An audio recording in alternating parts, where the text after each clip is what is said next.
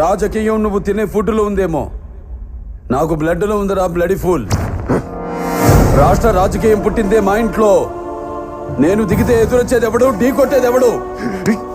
నన్ను అనవసరంగా కెలుక్కుతున్నావు. నాకు తిక్క రేగిందంటే నీకు తిక్క రేగాలేమో, నాకు 24 అవర్స్ ఆన్లో ఉంటుంది. ఇక నుండి నువ్వు నీ లిమిట్ దాటితే నేను నీ గడప దాటుతా. ఆ అవుట్పుట్ నువ్వు తట్టుకోలేవు. ఈ జిత్తుగా నిన్ను భయపెట్టలేవు.